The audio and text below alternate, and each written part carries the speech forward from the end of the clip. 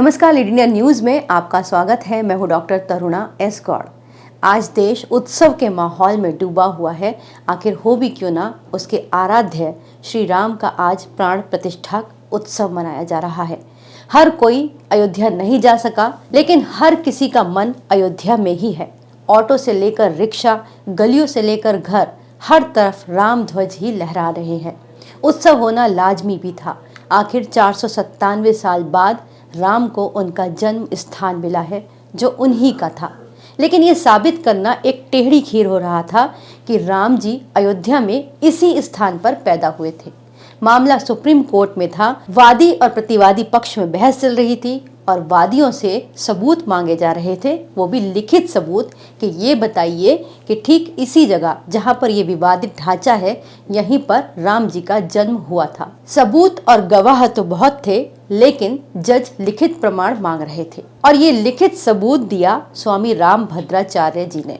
उनकी ही गवाही के बाद अदालत ये मानने को मजबूर हुई कि यही राम जन्म स्थान है।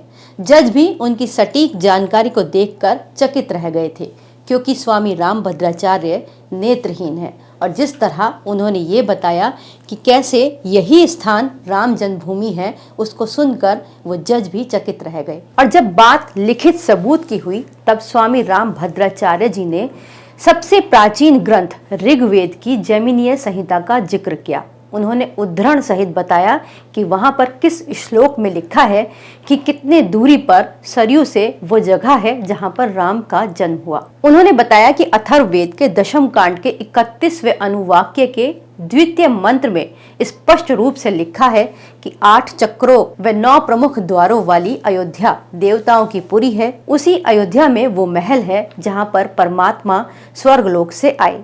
इसके साथ ही यहाँ पर यह भी लिखा हुआ था कि प्रभु राम के जन्म स्थान से 300 धनुष की दूरी पर सरयू नदी बहती है। और यही वो गवाही थी, यही वो लिखित उद्धरण था जो कि अंतिम साबित हुआ, ये साबित करने के लिए कि राम जी अयोध्या के इसी स्थान पर पैदा हुए और राम को काल्पनिक मानने वालों के मुंह पर ताला लग गया। चकित जज साहब को भी यकीन नहीं हुआ कि एक नेत्रहीन व्यक्ति इतनी सटीक जानकारी कैसे दे सकता है। तब उन्होंने ऋग्वेद की वही जैमिनीय संहिता को अदालत में मंगवाया और जब उन्होंने खुद अपनी आंखों से उसे देखा, तब यकीन हुआ और अंततः वो फैसला आया कि यहीं पर विवादित ढांचा जहां बना है वही राम मंदिर है और यहीं पर अब मंदिर का निर्माण हुआ और आज श्री राम की प्राण प्रतिष्ठा है। रामभद्राचार्य जी जब 4 साल के थे, तब उनकी आंखों में कुछ बीमारी हुई और वो पूरी तरह से नेत्रहीन हो गए। लेकिन राम को वो साक्षात देखते हैं, ऐसा उन्होंने खुद भी कहा था। स्वामी रामभद्राचार्य उत्तर प्रदेश के चित्रकूट जिले में रहते हैं, यही उनका आश्रम है। यहीं पर राम जी ने 11 वर्षों तक वनवास भी व्यतीत किया था और उसके बाद 14 साल पूरे करके जब राम अयोध्या लौटे, तो उस वक्त अयोध्या में दिवाली मनाई गई थी। और आज एक बार फिर 22 जनवरी वो तारीख है जब अयोध्या में राम जी फिर से स्थापित हो रहे हैं और पूरा देश दिवाली जैसा ही उत्सव मना रहा है। इस वीडियो को लाइक करें, हमारे चैनल को सब्सक्राइब करें।